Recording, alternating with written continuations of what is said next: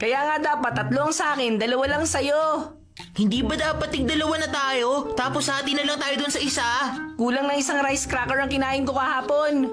Isang rice cracker kumpara sa isang dorayaki? Mas marami naman tong dorayaki. Hindi kaya? Hay, salamat. Buti hindi pa ubos. Sige, kukunin ko na to, Malapit na kasing dumating ang Uncle Tamao mo. Kaya ito muna ang ipapamerienda ko sa kanya. Di ba kung kanina pa sana natin kinain yon? Ang damot mo kasi, Doraemon eh! Kung nag-hati na lang sana tayo dun sa isa!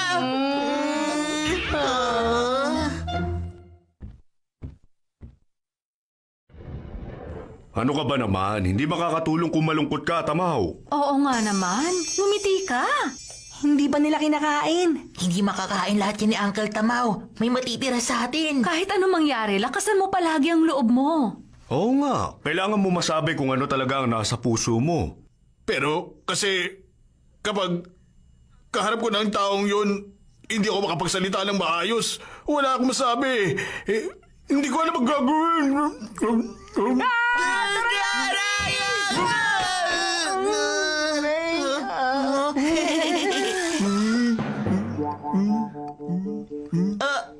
Ano pong pinag-uusapan nyo? Ano pong problema, Uncle Tamao? Kayong dalawa, hindi dapat kayo sumasali sa usapan ng matatanda. Okay po!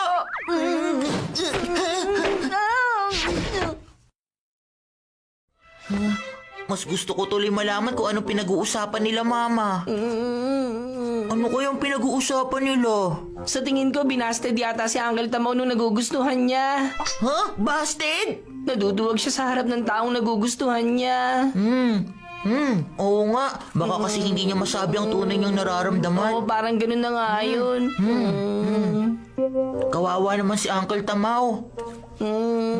Oo nga, mabait pa naman siya. Alam ko na, Doraemon, meron ka bang gadget dyan na makakatulong kay Uncle Tamao? Alam ko na! Ang tapat na taro! Tapat na taro?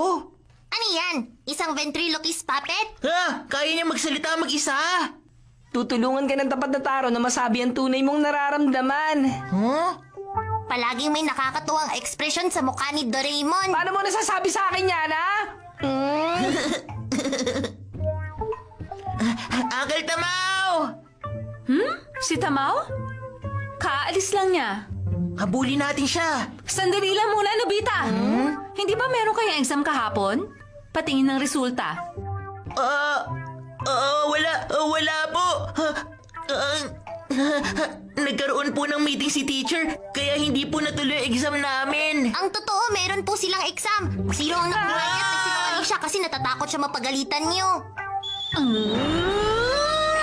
Pwede ba huwag ka na madaldal? Hindi ba masyado naman tong tapat? Minsan mapapahama ka rin sa katotohanan pero sobrang duwag ni Uncle Tamao kaya siguradong malaki may tutulong sa kanya ng tapat na taro. Tama ka. Huh?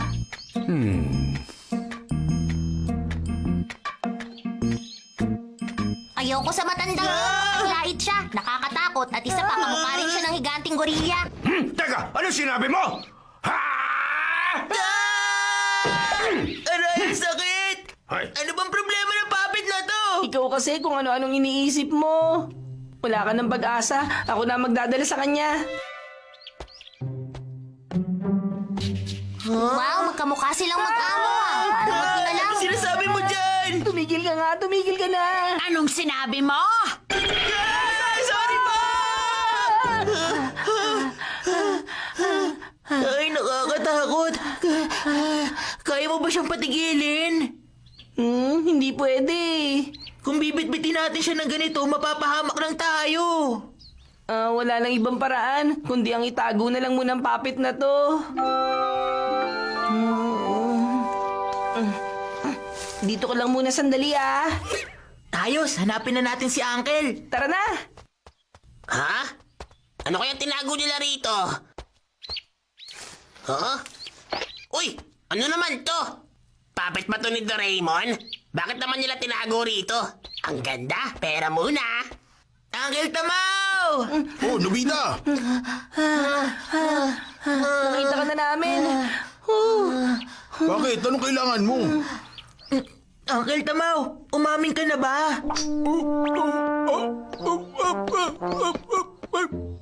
Ayoko umamin. Di naman niya ako gusto. Ayos ako ng taong yun eh. Paano niya nasabing ayaw sa inyo? Hindi ko alam kung bakit. Pero tuwing nagde-date kami, lagi siya umuwi ng galit. Kaya sa tingin ko, ayaw niya sa akin. Ay. Pero nakikipag-date pa rin siya sa inyo. Oo nga, pero... Kung ganun po, yayain niyo po uli siyang mag-date ngayon. Maibibigay ako makakatulong sa inyo. Ano naman yun? Basta, pumunta kayo sa park at maghintay kayo doon malapit sa malaking puno. O sige, o sige! Hoy! Hoy! Ang malas naman, bakit ngayon ko pa nasalubong si Giant? Ano bang sinasabi mo?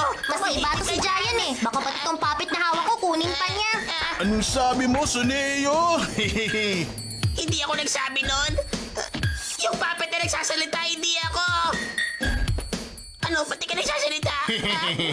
Sinong niloko mo? Paano yan nakakapagsalita? Kukunin ko na to!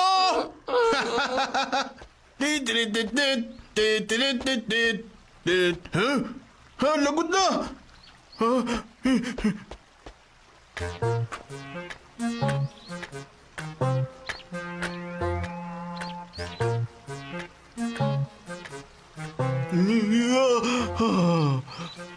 Naglalaro ako imbis na tumulong sa bahay. Pag nalaman ni Mama to, lagot talaga ako.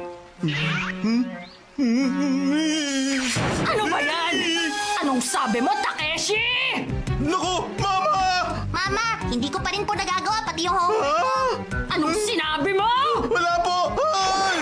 Huwag kang tatakbo! Sorry po, Mama!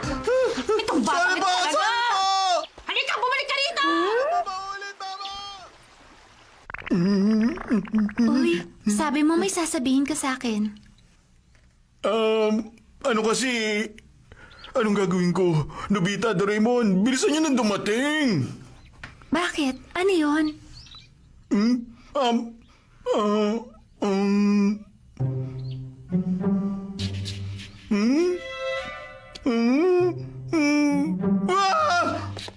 Anong problema? Nawala! Paano to nawala ang tapat na taro? Huwag kang manloko. Paano natin tutulungan si Uncle Tamaw yan kung wala na yung tapat na taro? Uy, anong problema? Sabihin mo na, bakit mo ako pinapunta?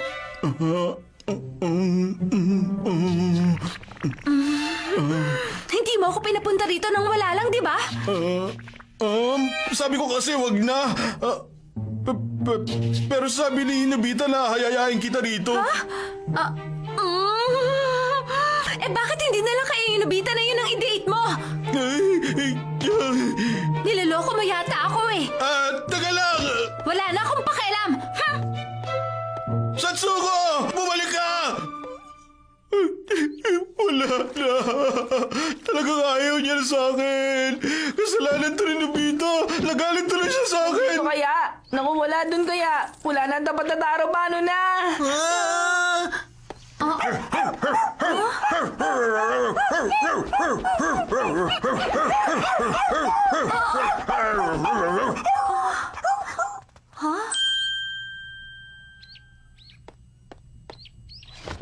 Kawawa naman. Ang cute pa naman ng puppet.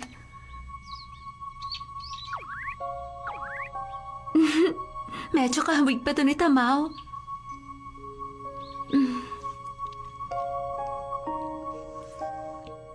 Ang totoo, matagal ko na talagang gusto yun si Tamaw. Pero dahil nga hindi ko siya makausap ng maayos, di ko alam kung anong totoong nararamdaman niya para sa akin. Kaya nagagalit na lang ako sa kanya. Satsuko, sandali. Tamaw? Yung sinabi mo ngayon. Yung puppet ang nagsabi ng lahat ng yon. Kung gano'n, sasabihin ko na rin. Dapat, noon ko ba sinabi sa'yo ito eh? Matagal na kitang gusto! Oo, totoo yun! Pwede ba kita maging girlfriend? Okay.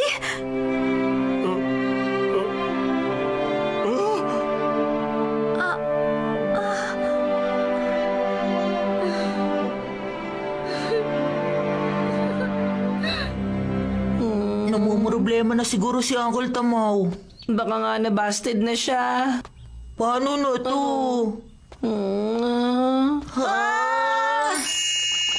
Ang tapat na taro! Pero bakit nandito yan?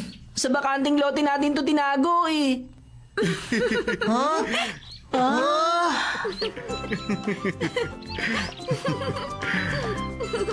Alam mo ba, Tamaw? Una pa lang kitang nakilala. Alam ko nang isa ka mabait na tao. Ganun din ako. Una pa lang kitang nakita. Nabihag mo na kagad ang puso ko. Talaga?